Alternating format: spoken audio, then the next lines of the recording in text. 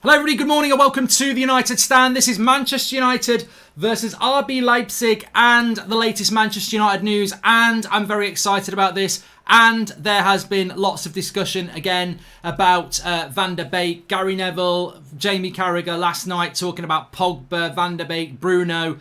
I mean, look, some good points, some really bad points. We're going to get into that. But one thing I would say is this myth that he's a number 10 really displays that these well-paid ex-player pundits don't actually follow these players that come into the Premier League and start spouting nonsense about them being number 10s when they're not. They're not. But let's keep the excitement up. I want to talk about RB Leipzig. This is a massive game. This is huge. I'm so excited about this. Did you know that their manager is Nagelsmann and some people would like him at Manchester United? Did you know that Upamecano plays for them and Manchester United fans think that he should play for Manchester United? Did you know that they've got Justin Kluivert, they've got Poulsen, they've got Sabitzer, they've got Konate, they've got Nkunku, they've got Olmo, they've got some really good players. Did you know that they've played 5 games in the Bundesliga and they are top of the Bundesliga, having not lost any games? Did you know that they're joint top of this Champions League group? Did you know that they're one of the best teams in Europe? Did you know they were Champions League semi-finalists last year? Did you know they're a very, very good side? And they're probably better than Arsenal. They may well, but they are better than Arsenal. They're a Champions League semi-finalist side. Bloody Arsenal can't even get in the Champions League qualifiers. So they're a very, very good side. They're a very good side, and there's a lot to talk about Leipzig. And this is not a team where you go, oh, let's rest Bruno for Arsenal. This is a big game. This is a really big game. And why is it a big game? Because actually, we beat PSG last week, and the battle to get out of this group begins against Leipzig. Because if we do not win tomorrow and they beat us, we're right back in the crap of maybe ending up in the Europa League. Just because we beat Paris Saint-Germain in Paris doesn't mean that we are top. Well, it probably does, actually. I don't know whether. I think Leipzig might be top, but it doesn't mean we're through. Paris have still got to come to us. We've got to play Leipzig twice. Tomorrow is a massive game. In many ways, it's as hard, if not harder, than the Arsenal game. So, as I said yesterday, this is a big week for us, and I just feel that the focus of the Leipzig game is somewhat secondary to the focus of the Arsenal game. When actually, I think this is a tougher game, and certainly isn't a game where you can go, oh, I'm going to leave players out. Oh, I'm going to rest these players. No, I think you've got to go for it properly. And look, as I said, Nagelsmann is a coach that lots of people like. Young, up and coming. He's linked with United. He's been linked with Manchester City. He's been linked with big jobs. How does he play football? Well, most of you know. I don't need to tell you. But when they've not got the ball, they're a high-pressing team. And when they have got the ball, they're looking to play vertical passes a lot. They're looking to play between the lines. They're looking to create chances. They're a fast,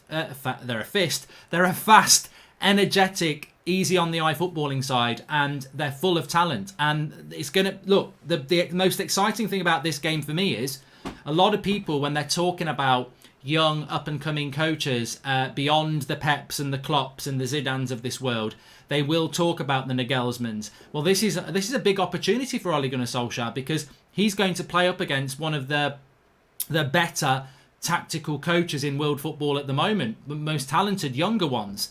What's Ollie going to do against a coach like that? Will he go with a back 5? Will he look to hit him on the break? Or will he go toe-to-toe and prove that he can go up against very good tactical coaches and beat them? Because there's no doubt that I wouldn't even say United are the favourites for this game. I think we've got some better players, but I don't think we're the favourites, because I think this side is top of the Bundesliga. This side is a Champions League semi-finalist. This side is a well-coached side with very good players in it. So I'm very excited about it, and I think it's going to be a very, very interesting game. And I think that, look, I don't normally say what my score prediction is early on, but I actually feel that this might be a draw. And whether that's a good result or not, I actually think it could well be a draw. But look, just before I go into the team and we start talking about this Van der Beek thing that was talking about last night, I do just want to touch on a couple of, this is off the United Stand website. Sorry, the United Stand Twitter. Just a few quotes from Anthony Martial speaking ahead of this game. Obviously, we will have Ole Gunnar Solskjaer's press conference reaction around 2 o'clock today.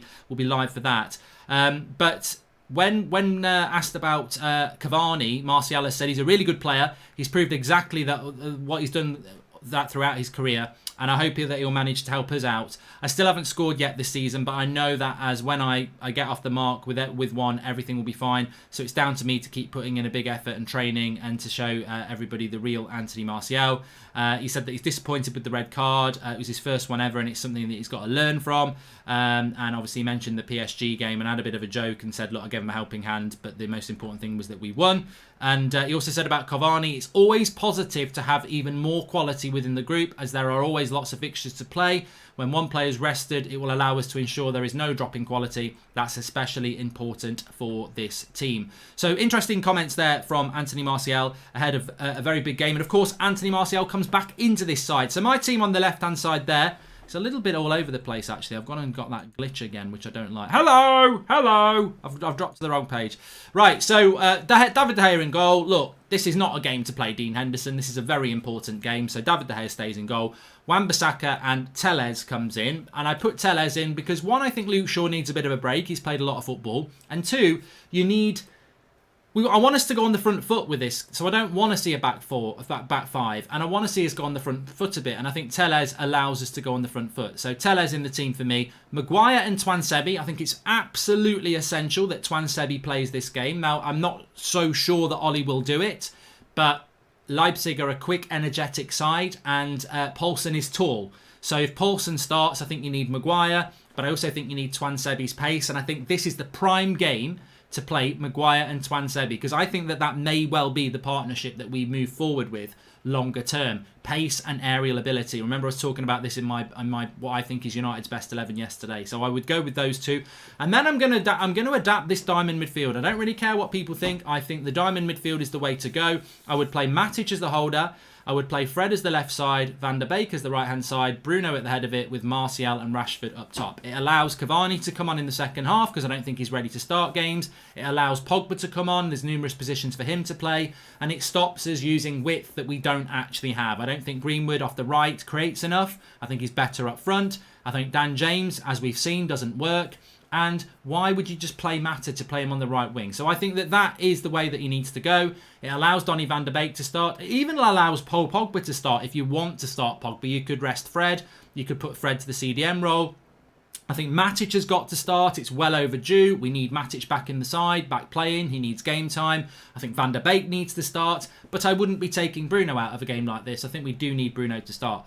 Ollie is using 2 CDMs. That's not going to work if we want to play with the intent of winning. And 2 CDMs reduce our attacking options drastically, says Mohit. And I do agree with that. So that's how I would line up the team. I think I think that is a very strong Manchester United side. I think we need to move away from this front three that just doesn't work defensively and leaves us very, very overwhelmed in the midfield. There were some very interesting comments last night. I'll come on to those actually now. Some very interesting comments last night on Monday Night Football between Jamie Carragher and Gary Neville, who I think as a pair are 2 of the better pundits out there. I don't watch a lot of punditry anymore, whether it's Match of the Day, Sky, whatever. I find it very timid. I find it very dull. I find it very scripted. But I like Carragher and Neville because they have this this dynamic where they try to get on top of each other, not in a hug way, but you know, in a footballing sense. And the great thing about them is that you don't necessarily go on one side, because one of them will talk total nonsense and then the other one will talk sense and then they'll spin it around. So I quite like their dynamic.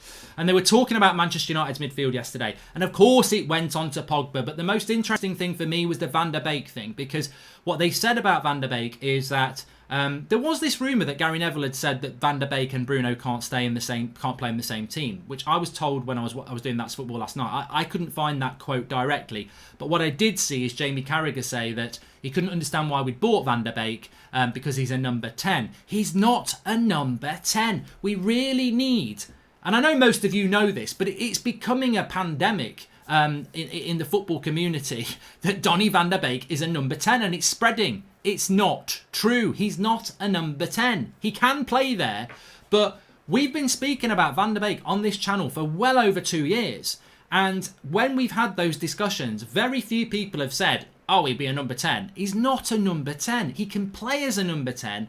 He's a box-to-box. He's a number 8. And actually, if you know anything about Van der Beek, he doesn't actually create that much. That's not really what he's about. He's fantastic off the ball. He makes very intelligent runs.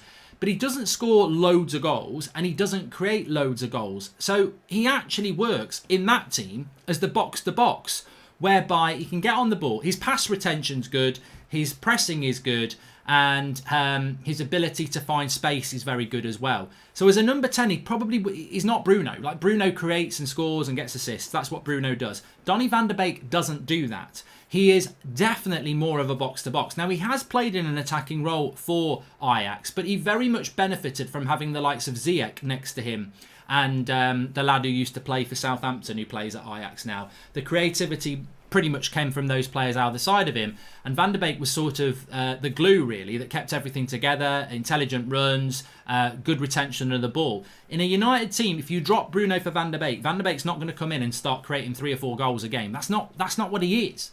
I always thought Donny van de Beek was coming in to really pressure Pogba in the box-to-box role, and that's where I think he is. So I think that this justification for not picking Van de Beek because he's Bruno's replacement is really naive and actually quite irritating, I'm sure, for many of you as well, because this is not where he plays. This is not what he to be honest with you, if you go back, don't look at Van de Beek in a Manchester United shirt. Go back and look at Van de Beek in an Ajax shirt and search out things like average position, heat maps in individual games, and I'll tell you where he ends up.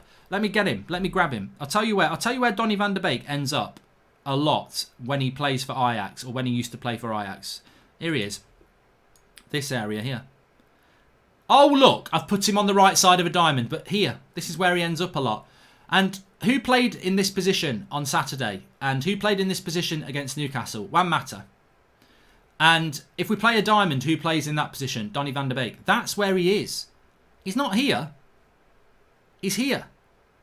So, stick him there. Or, if you want to play your bloody diamond, the system that you played against Chelsea, stick him in Juan Mata's position. But that's where he does. Switch Matic and Fred around and swap Matic for Pogba, says Tuba24. Well, look, you can mix it up how you want to mix it. But what I'm saying is, I think that is the sort of formation and system that we need to go. Could Donny van de Beek play in a CDM2? I like this question from Estif.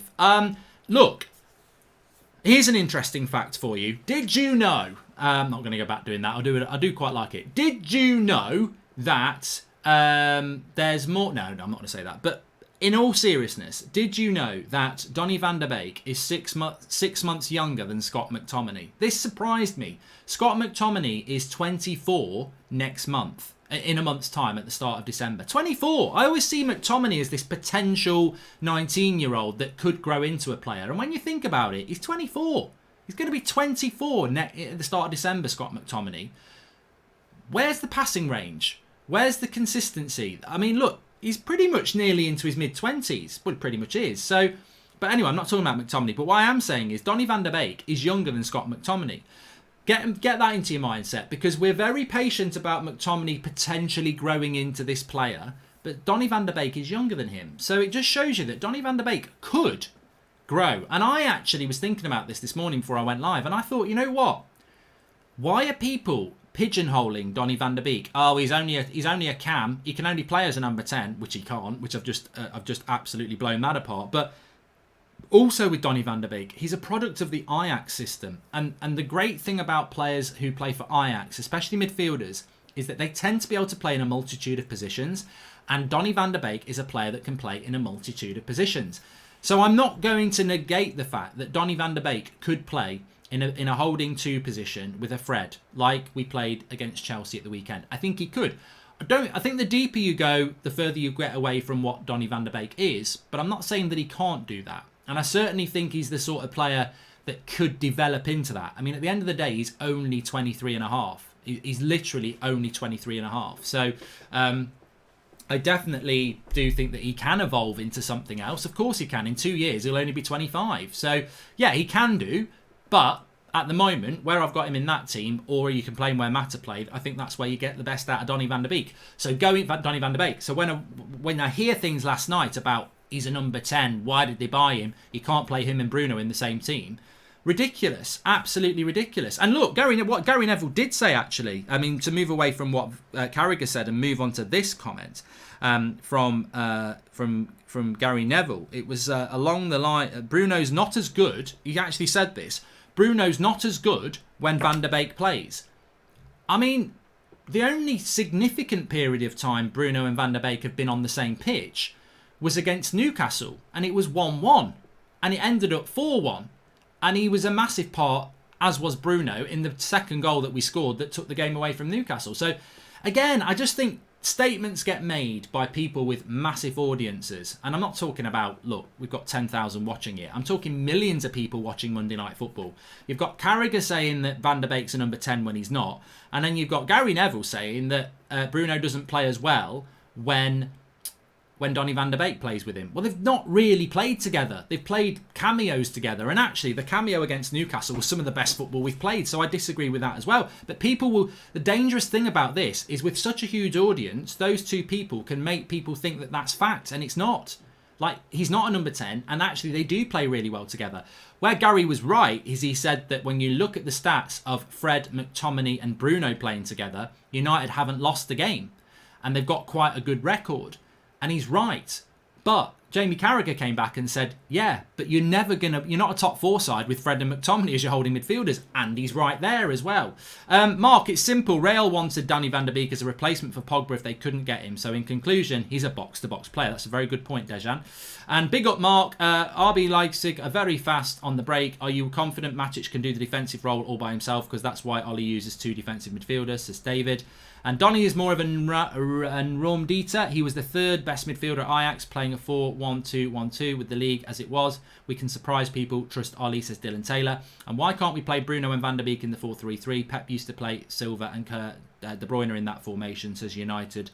Chokros from Mumbai. Thanks for the super chats coming in. I don't want to see us playing two holding midfielders long term because you're just not going to get the best out of Manchester United doing that. You're not, and it's too defensive, and to me it's cowardly.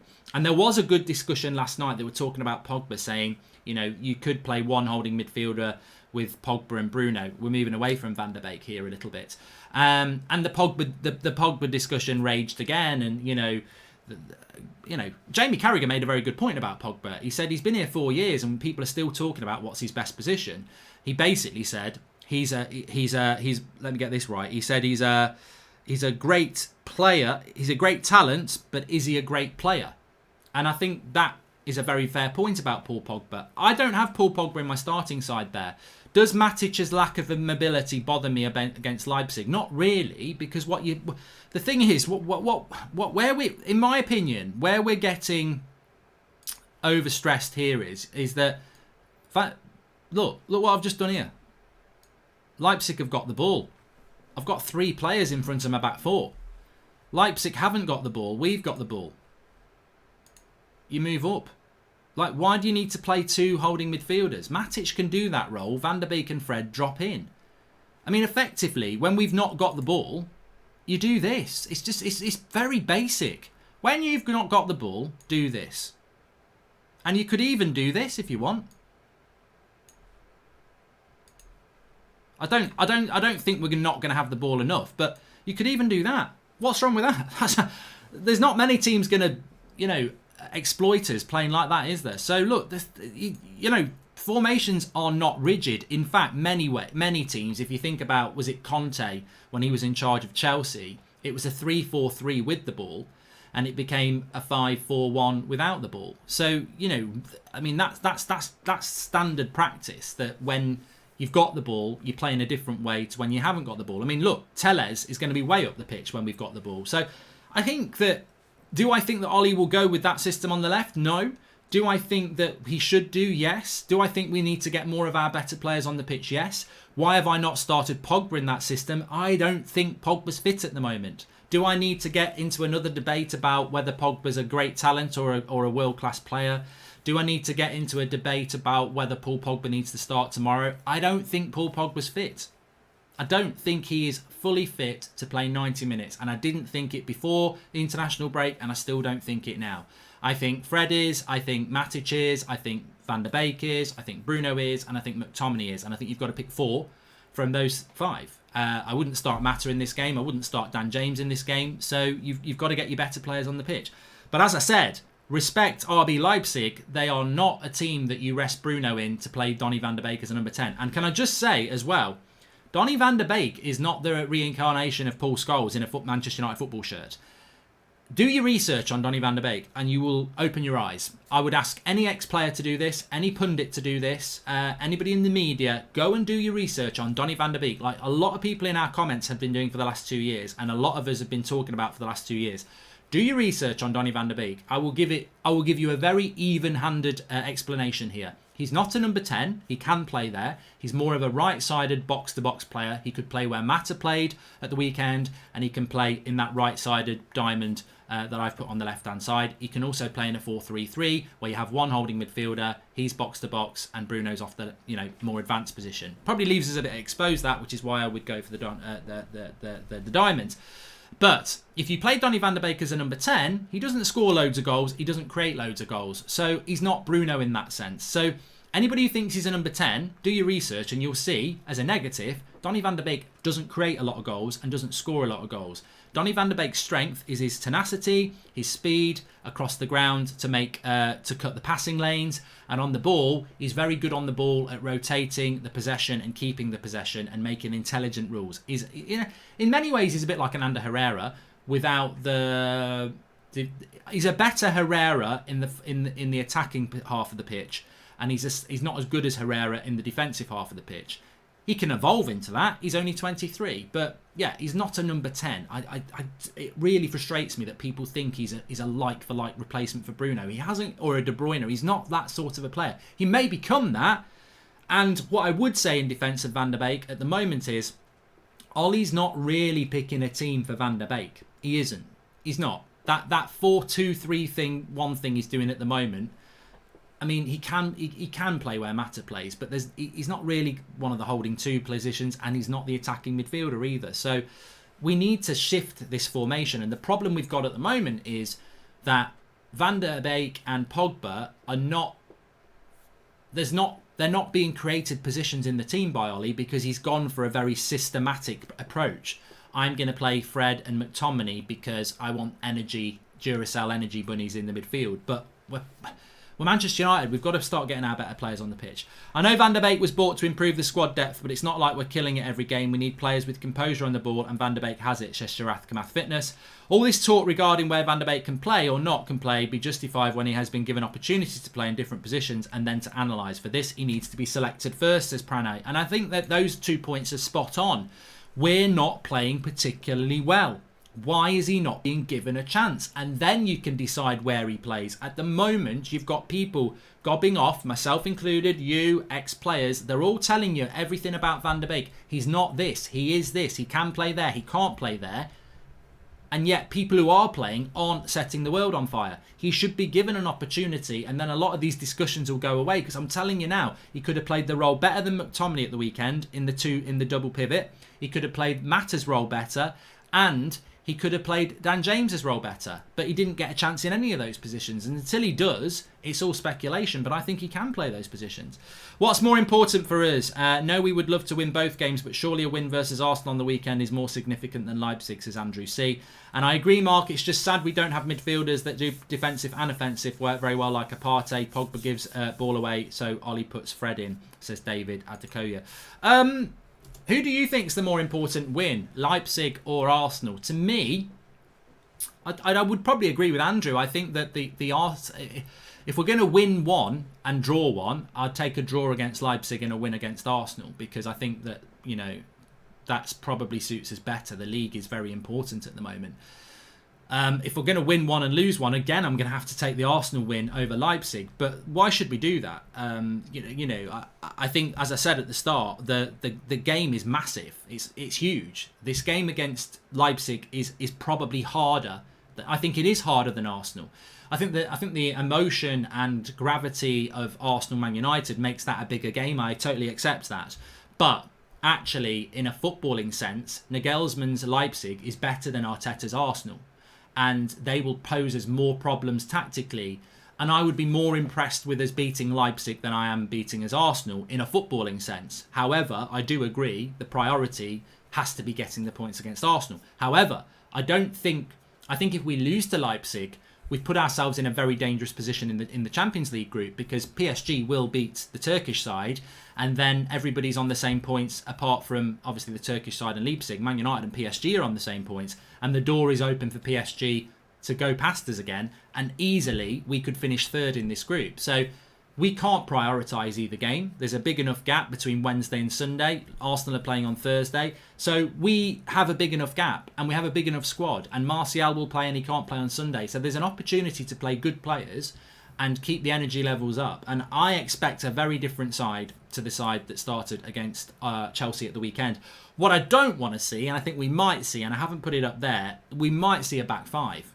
Now, I would be amazed about us playing a back five at home against Leipzig, but we might see a back five, because I think that Ollie will continue with the two holding midfielders thing, and I think that this season we're in danger of seeing the two holding midfield things a lot, and I want Ollie to succeed. Maybe that will succeed.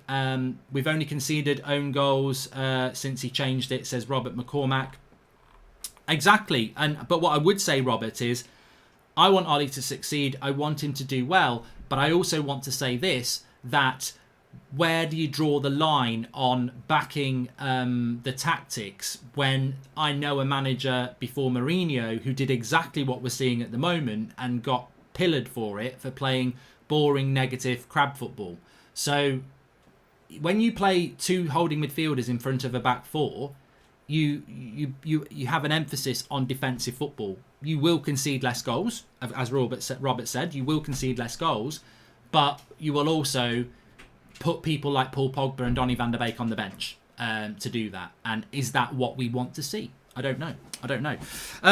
What else did I want to talk about? Starting 11, obviously we've done. Formation, and obviously, yeah, Leipzig have got 4 players out, but they're not any of the players I've mentioned. Like Sabitzer will play, Olmo will play. They might not start, but they're available. Kanate, Upamecano, of course, Upamecano will play. Poulsen, Olmo, and Kunku, Clover. They're all available. They've got some very good players, and they're a very interchangeable side. I mean, how they line up, you could say it's a 4-4-2. They're quite adaptable. He's an adaptable coach, so you know it's gonna be a good game. I mean, James McCarthy says Leipzig are overrated. I must just say, I'm not blowing wind up their arse, James. They're a very good side with a very good coach. But I think we can win this game. I just think it will be a draw. But I think we should be looking to win this game. I certainly wouldn't put respect on their name to play a back five and play defensive, is what I'm trying to say.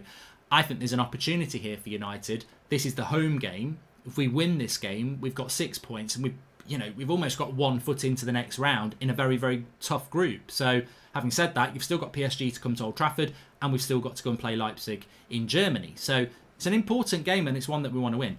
Morning, lads. Saddest thing about Donny van der Beek is we all know Ollie is going to play him at the expense of Bruno and Pogba unless he's signed as a sporadic player, says Kyle. Yeah, and considering the squad depth and making 5 substitutions in the Champions League, we should ensure players are fresh and with proper rotation, focus on winning both matches in a week and not making the excuses of tiredness, says Prane. And I agree with you on that one. I don't think we need the excuse of tiredness anymore. We've got an abundance of options in an abundance of positions, and I think that we should be looking to win both games. And also, we'll find out what's wrong with Tellez today, Amit. There is a Ole Gunnar Solskjaer press conference coming up at 1:30, which will be live for at about 2 o'clock, because they do take a bit of time, the Champions League ones. And I'm sure he'll be asked about Tellez. But my understanding is that he had a bit of a knock, and that's why he was left out, because there was no reason not to have him on the bench, even if you preferred to pick Luke Shaw. So, I think that's probably happening there. And look, Carragher did say just about Pogba, I admire Ole Gunnar Solskjaer. I admire Ole Gunnar Solskjaer for benching Paul Pogba. I think it does show leadership, and I think at the end of the day, that's what you want to see, and that's the aspect of this game against Leipzig that I'm really looking forward to the most. Is that you hear some United fans and rival fans saying that Ole's not a great coach. And here he is up against one of the better up-and-coming coaches in world football. So it's going to be very interesting. In all reality, we could win tomorrow, but Nagelsmann could be the winner, because he could come and play a better style of football that's easier on the eye, and we could do this soak up the pressure and hit them on the break crap that we've done loads of times against teams in the past, and we might win the game 1-0 and go, you know what? That's not where we should be going in Ollie's third season. And I say third season because he came in halfway through one season. He did last season, and we're into a third season with Ollie now. Whether it's 2.5 or not, it's still season 3. And we should be seeing an evolution of the story. You know, it's a bit like Game of Thrones, isn't it? You know, season 3, you should have established characters now, established themes, and you should be working towards your end goal. And the same with Ole Gunnar Solskjaer. We can't keep reverting back to sporadic performances and different formations every game. So I want to see Tuanzebe next to Maguire. I think Maguire needs to play the game because Poulsen, if he plays, is big. And I think that Tuanzebe gives us that pace. And I think that pace allows us not to have to play 2 holding midfielders. It allows us to play 1 who can get the support from Fred and Van der Beek. It leaves Bruno with the freedom, and it allows Rashford and Martial to drift wide and be the front 2. And it allows Telles and Wan-Bissaka to get forward because Van der Beek can move to the right, Fred can move to the left. That system on the left provides a lot of fluidity, and it gets a lot of our good players on the pitch, and that's how I would go.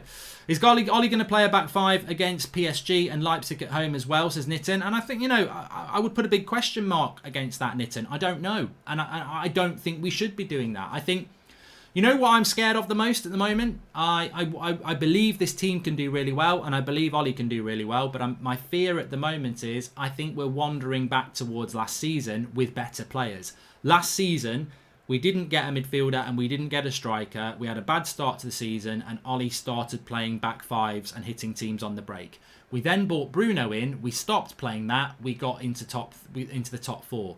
We've now got Bruno and Van der Beek, and we've brought Cavani in, and we've got Telles. We've added more qualities to the team of a year ago, but it seems after a couple of bad results, which were obviously to do with lack of fitness and not much of a pre-season, there's a fear factor there where we've suddenly gone, shit, we've had a bad start to the season, let's go back to this ultra negative way of playing. Let's get 2 CDMs in front of our back 4, make sure we don't concede goals.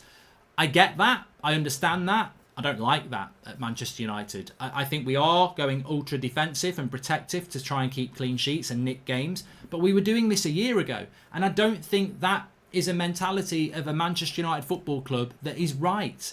Do you think Liverpool would do this? Do you think Pep Guardiola would do this? You lose a couple of games and you think, oh my God, let's go defensive. No, you stand by your principles of what you are as a manager and as a club, and you try and win games. And I want to see that. And I think this week is a big opportunity for Solskjaer. And I think in a week's time, I will come back to this and say, what is Ollie's game plan then? And I'm scared that actually we're going to see a continuation of 2 holding midfielders, maybe the back 5.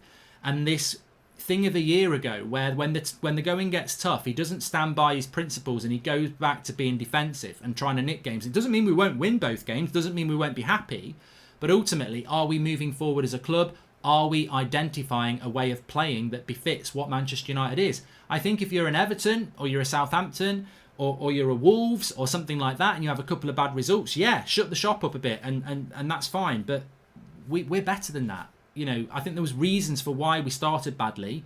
There can be reasons why we're playing well now we've got the fitness levels, and I hope to see a side like that on the left. Anyway, look, I hate what Ollie's doing, says Jane, because he was a bench player. He wants to turn Van der Beek to 1, and I'm Ollie out now. And Hanny says, what does he mean by hit on the break? I'm not native English. It basically means, you know, you play defensive football, and then when you get the ball, you move quickly to try and exploit the gaps of the attacking side. Thoughts on resting Bruno for Arsenal and starting Donny van der Beek in his place with Pogba, Matic and Fred in the midfield diamonds? Says Stephen. Why would you... No, I mean, thanks for the comment, but why would you rest your best player against in a big game? No. Why would you do that? And imagine if he did and we lost. It's counter-attacking, basically, says George Larder. And why does Maguire deserve to start, says Alex. Look, if he plays Lindelof and Tuanzebe, I don't have a problem with it. But I would play Maguire because of Poulsen's height. And I think that long term, he's going to be playing Maguire and hopefully Tuanzebe anyway. We always struggle against struggling teams. We might bottle the Arsenal game, says Neil Rawani. And a point could end up being really bad for us. We'd drop to 3rd and have to play RB away and PSG at home. And Bruno's not our best player, says Active Dan. Well, tell me a better player than Bruno Fernandes for Manchester United and I'll call you a liar. Tell me, who's a better player than Bruno Fernandes for Manchester United? And don't tell me Paul Pogba or Marcus Rashford or Anthony Martial, all of which I really like. The best player in a Manchester United shirt is the player that delivers for Manchester United the most, and that is Bruno Fernandes. Over the last 8 months, Bruno Fernandes is the reason we got top 4, and Bruno Fernandes is the most consistent player. He is therefore the best player. Is he the best talent? No. Has our best talent been as consistent as Bruno Fernandes? No. So Bruno Fernandes is the best player. I don't understand why that's up for debate. Like, you know, I think there are better talents than Bruno at Manchester United, but they don't deliver on a consistent level that he does. So therefore, he's our best player. It's how it works. It's how it works. Although I would agree with George Cox, you could make an argument for Lingard. Mark gets too touchy over Bruno. I don't know. No, Luke, I don't get too touchy about it. I just don't see how you couldn't see that. I like Bruno. Is he my favourite player? Probably, but he's also definitely our best player because facts dictate that. Like, he is the reason we went from 14 points off 4th when he came in to 3rd place in the matter of months. So, you know, he's our best player. He is the reason we beat Newcastle. He's the reason we got 3 points against Brighton. I mean, we've got 7 points this season and 6 of them are basically down to him already. So it's not just last season, it's this season. I would love to be saying Paul Pogba's our best player because that means we'd be getting the best out of Paul Pogba because he's the best talent we've got. Morning, Mark. Agree with your points. What I wanted to say that I saw Liverpool's tweet about their new 50 million training centre, innovation on and off the pitch. We still can't fix leaks at Old Trafford, says Martial FC. Off the pitch, mate, we're still a joke. We're still a joke. We're run by people who don't have the best interests of the club at heart, whether it's transfers, renovation, whatever. You know, we're always competing with one arm behind our back with these owners, as we know. Anyway, look, we're going to be back at just after 1:30 with Ole Gunnar Solskjaer's press conference, so we'll get a little bit more about what the likelihood of who's going to play tomorrow, etc. Please smash a like on the video, subscribe to the channel if you are new, bottom right-hand corner, and I will see you just after 1:30 for Ole Gunnar Solskjaer's press conference reaction. Let's see what he's asked. I'm sure he will be asked about Donny 100%. It'll be interesting to see what he's got to say about that, about Tellez, and any hints he gives us ahead of the game. Speak to you all soon. Have a good morning, and I'll speak to you at lunchtime.